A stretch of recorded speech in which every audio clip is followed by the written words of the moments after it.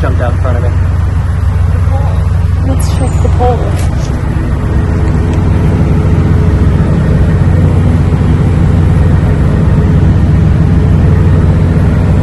Look, Sabine was driving. Hmm? Sabine was driving.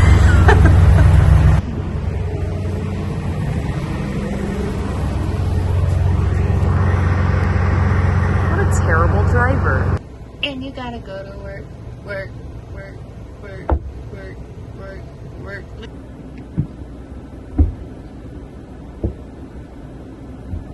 Alright, Sabine, onward.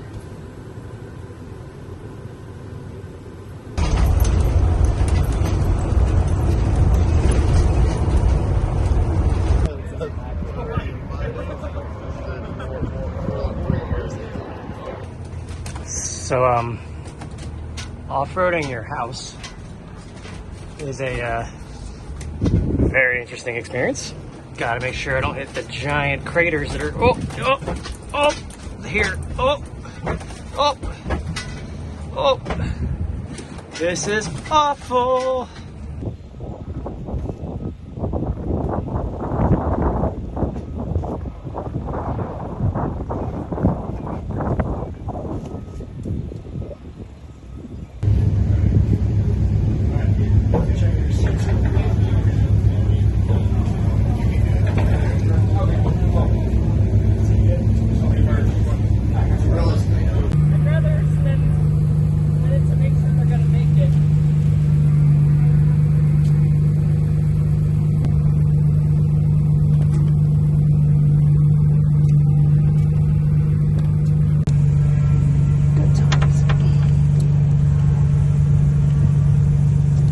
So, get my car teched, pull in, and everything was fine.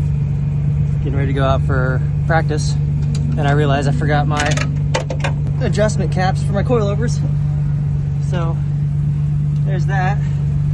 And then discovered I have a coolant leak. So there's that. So kind of double whammy. We're off to a really good start here. Now I am not loving my car very much right now. Try to see if I can source this coolant leak and figure out what I'm going to do with the coilover adjustments. Ow, it's hot.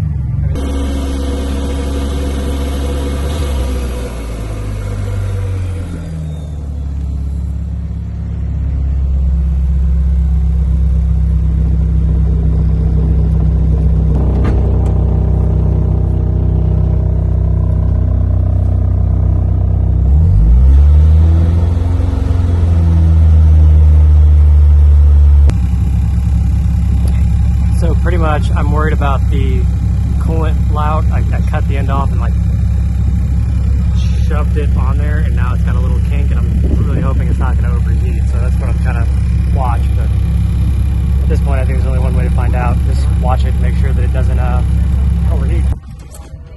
Or is it a 3? It's got to be one of these. Come on now.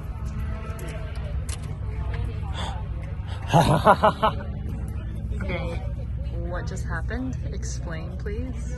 So, I forgot the adjustment caps for the coilovers for DC Racing. Turns out they're a 3 Allen head, so I can still adjust them.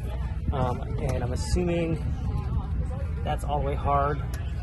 2 clicks back. Cool. That's one good news. So, we can adjust the stiffness and dampness at least. Paul Darling's not having a good time either. You can hear him back there. It's been a fun day already. Yeah, it has been down there. All right, time to see what this thing does, right? Right? It's only been 2 years.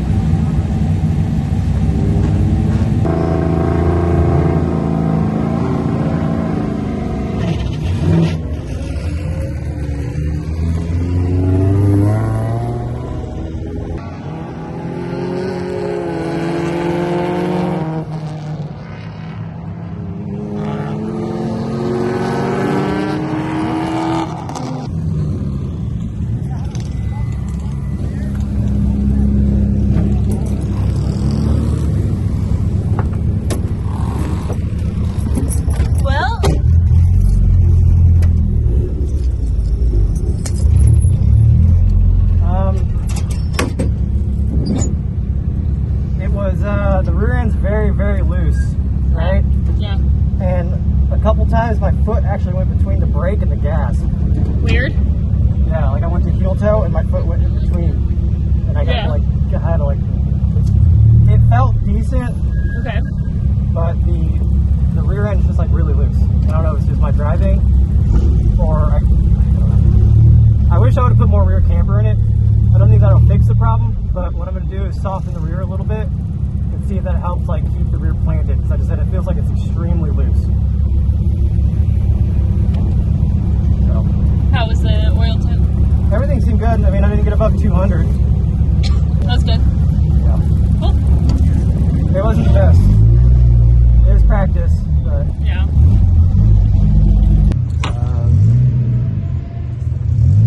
unpredictable.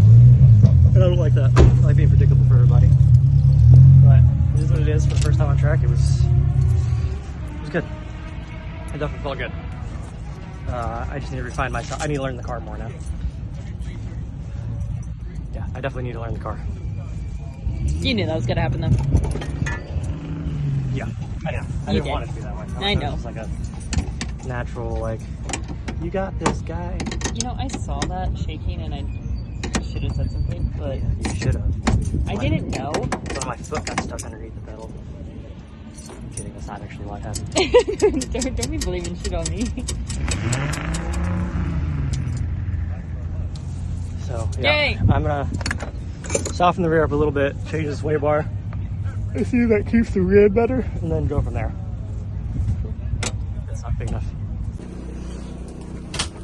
Alright guys, so we got here on time. It took a little bit to load in. We are very tight-knit. If you've ever been to Midwest Fest, it's very like close. You have to be very good friends with your neighbors because it's just, there's no space, there's no room. Really packed event, it's real fun. The car did great. It was fast. I saved about 4 seconds off my time from 2021. It's crazy that that's how long it's taken for me to get back to this place, but well worth it.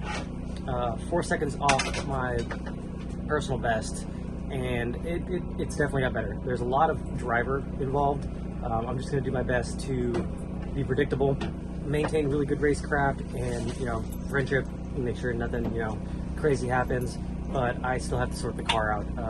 So I've upgraded the springs to 900 500s and increased all the dampening and rebound to max effort. Now, the reason why I did that is because I wanted to see what the car did.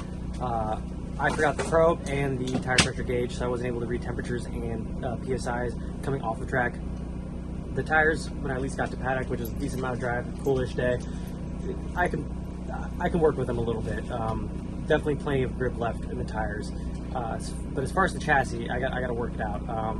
The 1-inch master cylinder feels great, but man, it is a man pedal. Like you have to put your life into that pedal to get it to like really stop. Which once I got used to that, I was like, oh, I understand what's going on now. A little bit of stuff that I got to get used to. So suspension needs tweaked as far as the alignment goes. When I did the alignment, I realized that something in the front right is bent, so I'm not able to get the max camber that I could potentially get out of the car. So that's going to be a little bit of an issue, but we're going to work around that and just focus on getting used to the car, feeling the car, and getting back in the groove. And it's been great. Got to see a lot of people that I missed a lot, talking to and hanging out, and talk race, and it's a really good time to be out here. So, car's doing good. Plenty of power. The good news is it's out there, it's doing great, and as you saw with that one small little hiccup, the coolant hose, I'll have to get a new one, but it's working fine for now. Temperatures aren't going to get too crazy this weekend, so I can make that work, and then later on refine that. Practice, which I was able to make it one, went great, and we can just learn and get better from there. So we got one more practice session tomorrow, and I will try to get GoPro footage, which reminds me how to charge the GoPro, and go from there. But yeah, day one of practice is done. Also, the car looks so good out there. It looks so good. I love it. I'm so glad I could do that for you. I'm just kidding. She did. No, I didn't. Stop. No. But I'm out, and we're going to relax for the night, and we are going to sleep and start the actual Grid Life Midwest Fest day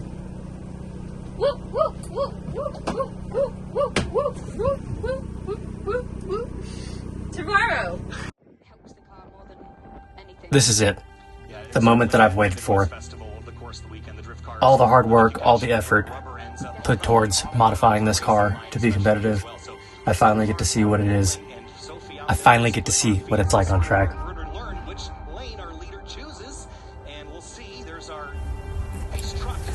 It's been over 2 years. 2 years since I've been here. 2 years since I've raced with all my friends, and 2 years of the most incredible hard work I've put into any car I've ever owned. To me, this was a huge moment.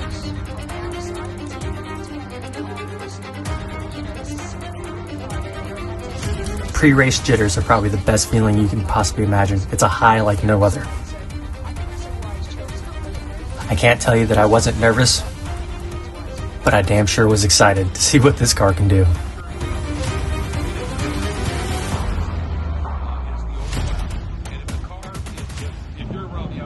I really wanted to make everybody who helped me proud that they've helped me and proud that their name is on my car. There's a moment of true bliss when the visor closes, all the engines are going, and you roll out on track. It's just you, track, and everybody else.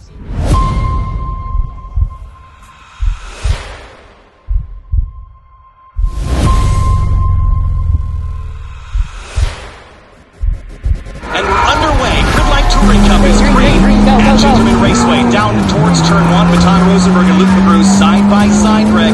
So far, so good. Ooh, you saw Baton, what you were talking about, got a little sideways there, but he was able to get enough ahead. Look at Cattell dive down the inside here, but this is where Luke ought to be able to out-accelerate him up the hill. Will Luke be able to get to the inside of 3 here? Doesn't look like it. And Eric Cattell sneaking up the inside in that very lightweight Honda Civic, 2,500 pounds. It's about 500 pounds lighter than the Corvette right ahead of him, Jessica. So those two cars, the 7 and the 82, completely different. Front drive, lightweight, low power. Rear drive, lots of weight, big horsepower.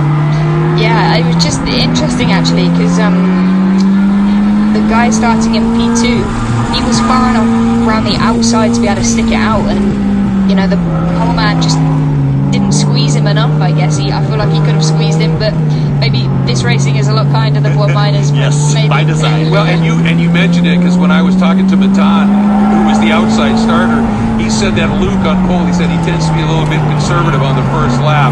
Yeah. So it played well into his hands. We should also mention the car running in 5th right now. That's Matt Walbaum driving Waldgard, as we're calling it. And you notice there's a split right down the middle in the graphics on that car. It's an interesting story. Yeah, so Matt Walbaum has run his Honda S2000 for a couple of seasons, but they suspected that chassis was torqued or something wasn't quite right. So they took Andy Smedgaard's old S2000. They took all the parts off of Matt's car, put it on Andy's car, and it's basically an amalgamation of the two. And they made the livery the same way as well. That's fantastic. Here's James Houghton, though, powering up the outside of Luke McGrew for, looks like, that's actually Meadows in the 3, I believe. Yeah, and I'll tell you, Rosenberg in one lap has opened up a 1.1 second lead, really doing a nice job. And it was Meadows who dropped from that 3rd spot back behind Cattell and now gets back around him. But they're quickly losing some touch here.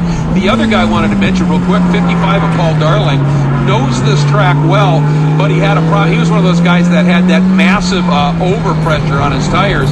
And they also had an issue in practice. So he said, I went into that qualifying really struggling. Then they had the overpressure issue, then the yellow, which really caught out a number of drivers that thought they had better time. Lena Chin said she was on a lap that would have been 8/10 quicker than where she qualified. That would have boosted her up well into the top 10, and that yellow came out. So there's a lot of quicker people that are back in the order a little bit. Here comes Houghton out the outside of Eric Meadows through turn 7.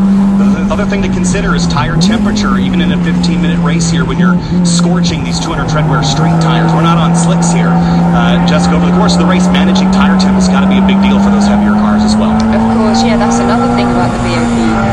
Heavier cars are more brutal on their tyres, they use more fuel, also harsher on the gearbox, harsher on everything. So I think whilst there are pros and cons to everything, weight counts for a lot, and it's also not necessarily worth that extra tenth putting in a better gearbox or something like that. So these are all key, and for a 15 minutes race, perhaps maybe not quite so important, but of course these tyres go off very quickly.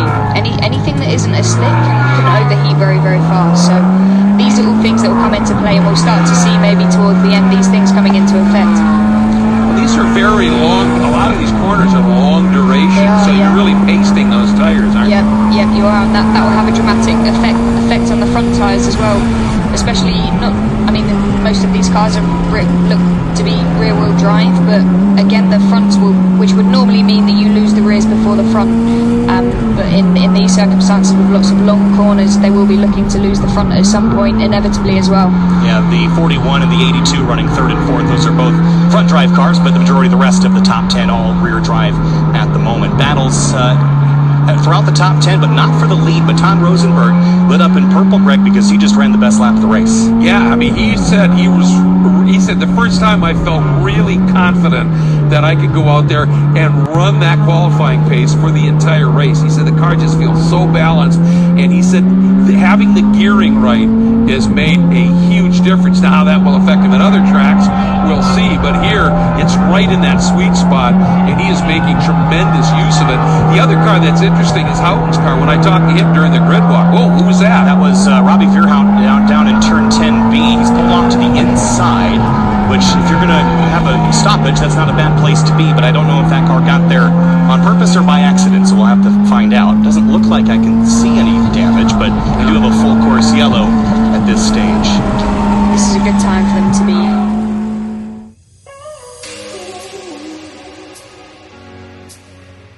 As I come down from the high of the race, I take this moment to regroup and think about things or the mistakes that I made. We look over the car and make sure there's no damages and it's safe. Juan and I go over some data and compare the previous suspension setup to now and see if lap times have been improved or changes need to be made. Right now the car feels pretty good and minor changes will be needed for the next race. I can't thank this man enough for helping me and using his knowledge, because he has definitely improved this car. All I can say is I'm super excited for how this car feels, and it is the best it's felt in years. But with any Midwest Fest, we take the time to relax, have fun, great food, party with friends, and just enjoy the Midwest Fest vibes.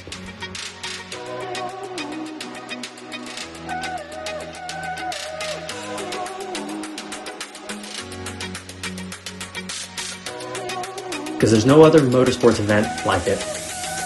But keep in mind, we still have the race. And with that, tomorrow brings a lot of challenges for drivers.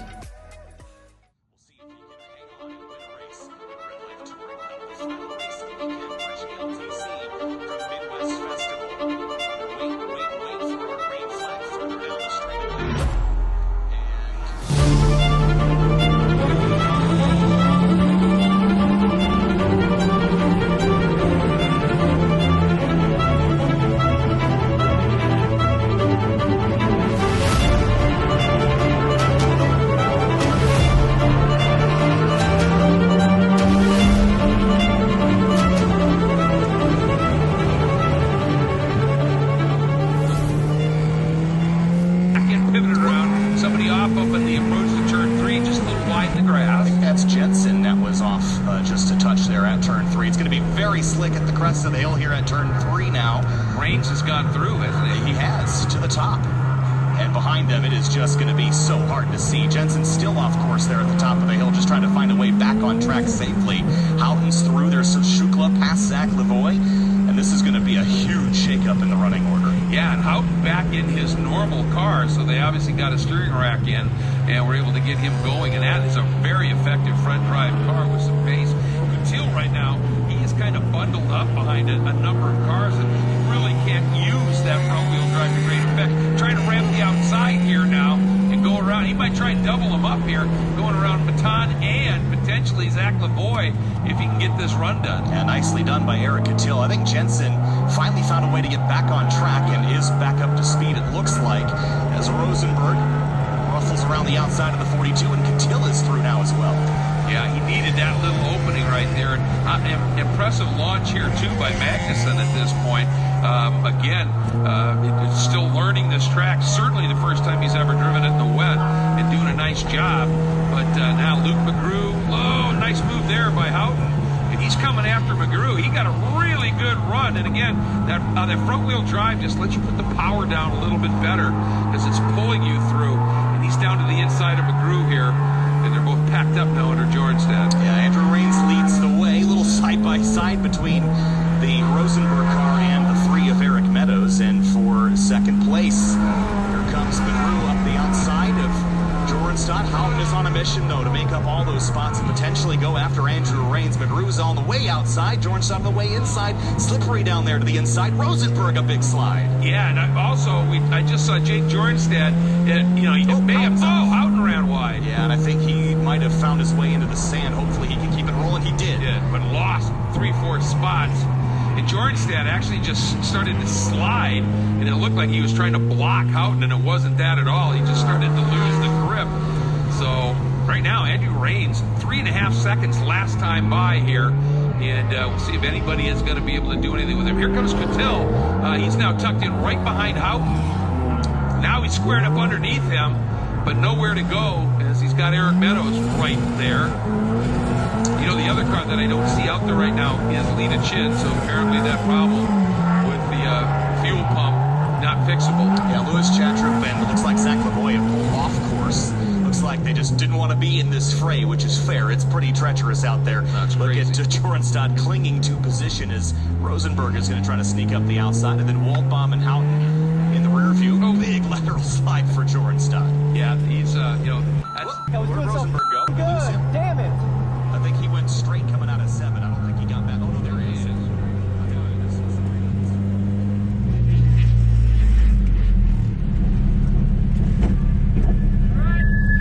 How's my back right look? Totally fine. Okay, I made contact with someone. I'm just double checking. I don't see anything back here. Okay. Oh, you're doing so well, dude. I'm so mad. So mad. You're doing so good. I'm so mad at myself. Did he get slick? Yeah, I just hit that slick spot. I was crawling. Did you see me? I was going through. Yeah, no, you jumped in like 28. God damn it, man. It just hit the slick spot and I couldn't save it. Yeah, at least you didn't get hit, though. I tried to get out of the way. That's why I drove into the... Yeah. Man. Did you hear me in the sand pit?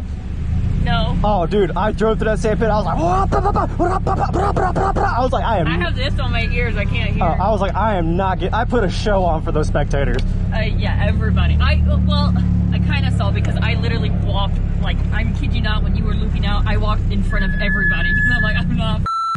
I need to see if you got hit or anything like that. Damn, man. Damn.